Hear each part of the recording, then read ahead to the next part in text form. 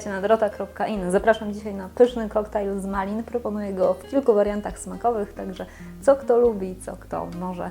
Gorąco Wam polecam, jest pyszny, zdrowy, no i oczywiście w sezonie warto go przygotować.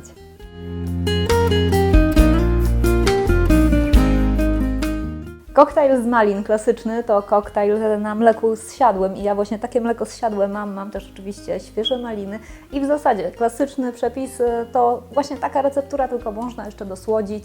Klasycznie dawniej słodziło się cukrem, oczywiście teraz ja zachęcam gorąco do tego, żeby to był miód albo syrop z agawy, albo po prostu cukier brzozowy, czyli ksylitol, a w wersji ekstra, takiej trochę unowocześnionej, ale nie jest to żaden super wynalazek. To po prostu jest banan, który świetnie też posłodzi taki koktajl i dodaje mu też odrobinę gęstszej konsystencji. Zamiast banana można dodać też na przykład do niego masło daktylowe. Także to, co ja teraz zrobię, a jeszcze właśnie nie powiedziałam Wam, w wersji wegańskiej mleko kokosowe i też bardzo smaczny z malinami jest. Można jeszcze poszaleć trochę i dodawać jakieś składniki dodatkowe, smakowe, na przykład wanilię, ale ja uważam, że jest niepotrzebna.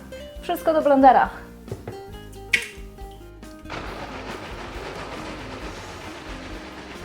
I raz, dwa, trzy.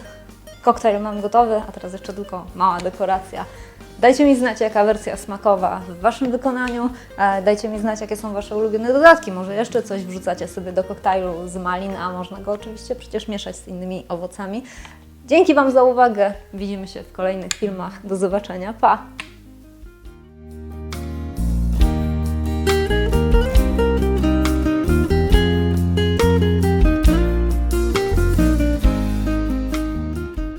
Koktajl z malin klasyczny to kto... Koktajl z malin... Kurna!